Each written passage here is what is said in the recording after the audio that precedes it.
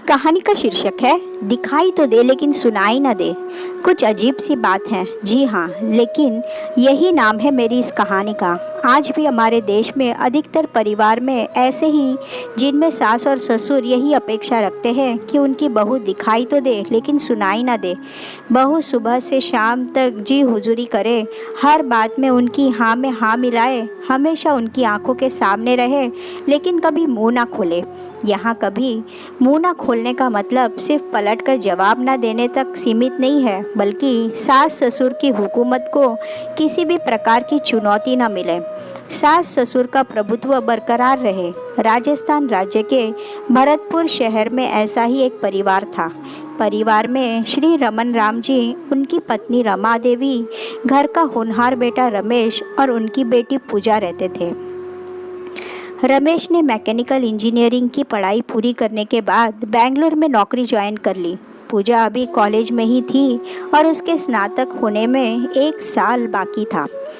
बेटे की नौकरी लगते ही रमन राम जी और उनकी पत्नी बहू का सपना देखने लगे थे। उन्होंने रमेश से भी इसकी चर्चा की थी। उसको इससे कोई आपत्ति नहीं थी।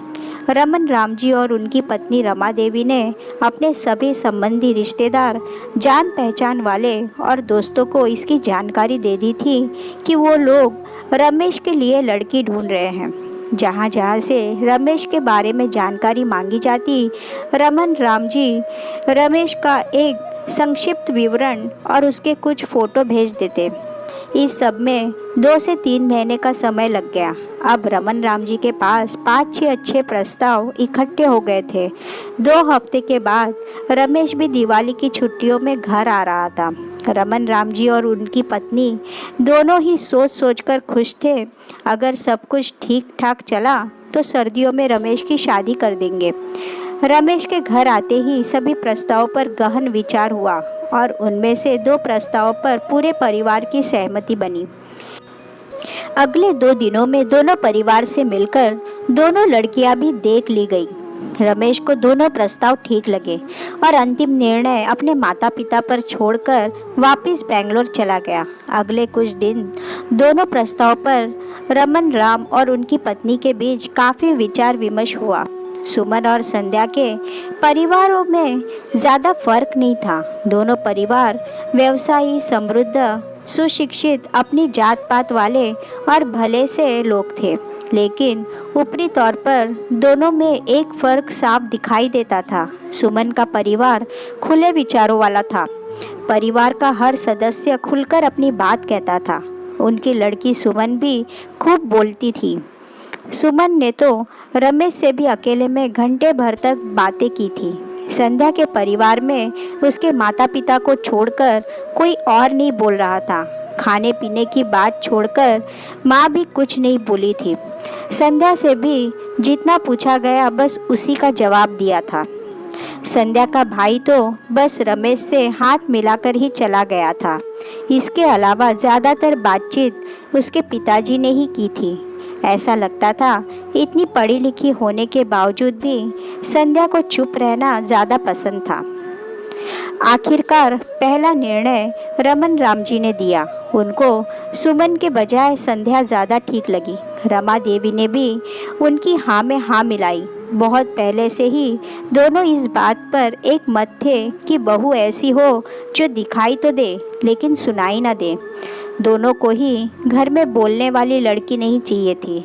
रमेश की सहमति लेकर रमन राम जी ने संध्या के साथ उसका रिश्ता पक्का कर दिया। दिसंबर के पहले सप्ताह में रमेश और संध्या का विवाह धूमधाम से संपन्न हो गया। संध्या का अभी बेंगलोर जाना संभव नहीं था। रमेश को परिवार के रहन सहन के हिसाब से दूसरा घर लेकर कुछ ज़रूरी सामान भी जुटाना था। पिता और पुत्र के बीच इस बात पर सहमति बनी कि अभी संध्या 1-2 महीने यही सास और ससुर के साथ रहेगी।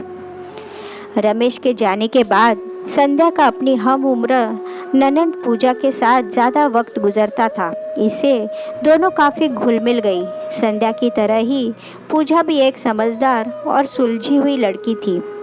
दोनों हर विषय पर खुलकर चर्चा करती थी, लेकिन अपने कमरे के अंदर। रमेश के जाते ही रमा देवी ने अपनी सासुगिरी दिखाना शुरू कर दिया था। वो संध्या के रहन सहन, पहनावा, खान पान, घूमना फिरना, मिलना जुलना यानी हर चीज़ में अपनी दखलंदाजी रखती थी। अचानक से संध्या की आज़ादी पर पहरा लग गया था। वो अपनी नई जिंदगी से सामंजस्य नहीं बैठा पा रही थी। संध्या ने इस बात का जिक्र रमेश से किया, लेकिन उसने 1 महीने की बात कहकर टाल दिया। धीरे धीरे सास और ससुर ने घर के कामकाज का सारा जिम्मा संध्या पर डाल दिया।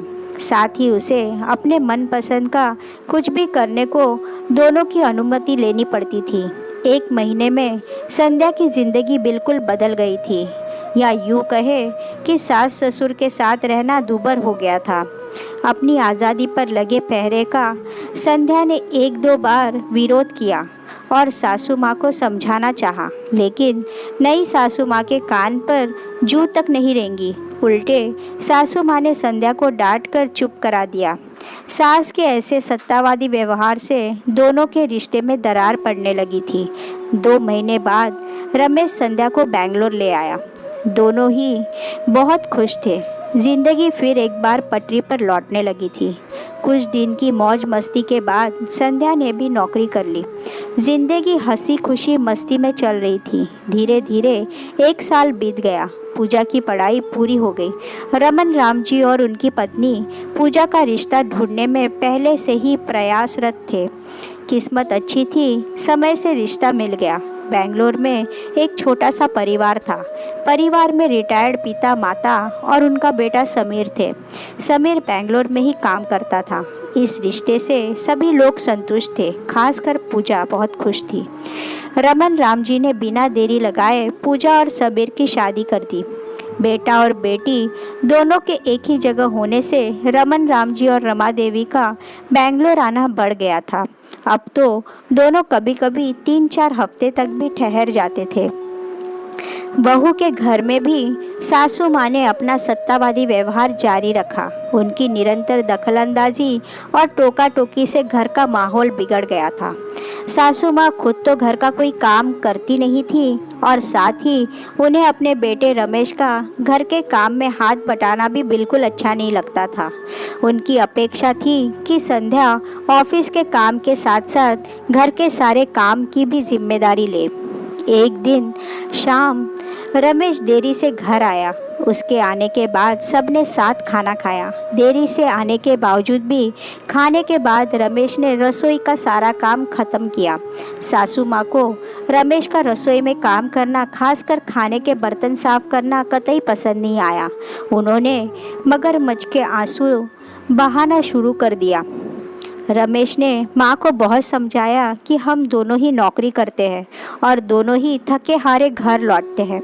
ऐसे में मैं सारा काम अकेली संध्या पर कैसे छोड़ सकता हूँ। लेकिन सासू माँ कुछ भी सोचने समझने को तैयार नहीं थी। उनकी एक तरफा सोच ने घर में कोहराम मचा दिया। अगले दिन शनिवार यानी छुट्टी का दिन था। आज पूजा भी अपने माता पिता और भाई भाभी से मिलने आ रही थी।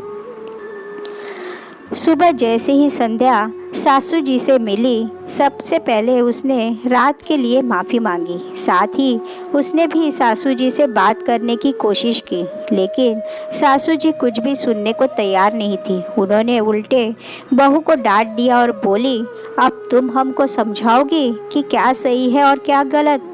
हमारे घरों में बहू अपना मुंह बंद रखती है। मुझे अकेला छोड़ दो और जाओ, सबके लिए नाश्ता तैयार करो। थोड़ी देर बाद ही पूजा पहुंची। मिलने जुलने के बाद सबने नाश्ता किया। उसके बाद संध्या अपना काम समेटने रसोई में चली गई। पूजा अपने माता पिता और रमेश से बातें करने बैठ गई।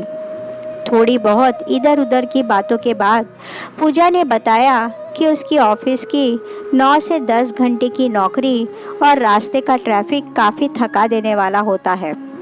इसलिए काम वाले दिन मैं और समीर शाम का रसोई का काम मिलजुल कर करते हैं।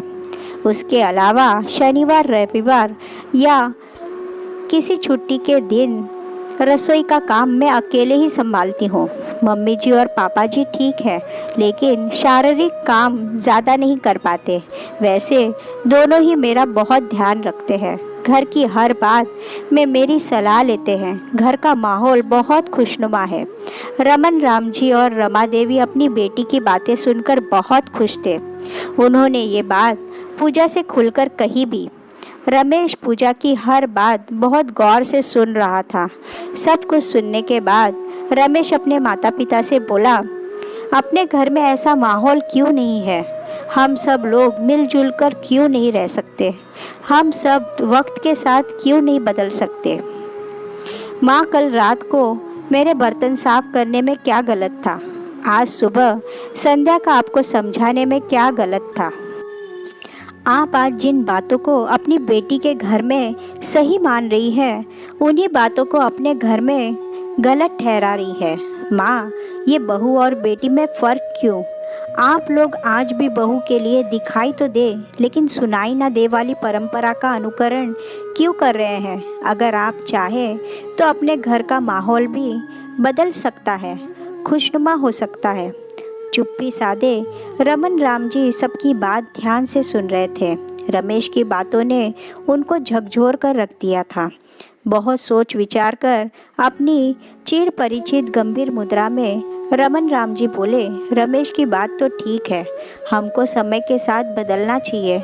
हमको आज से, बल्कि यूँ कहो अभी से बदलने का प्रयास करना चाहिए। हम सबको मिलजुल कर जीना चाहिए। और हाँ, अब आगे से बहू दिखाई भी दे और सुनाई भी दे।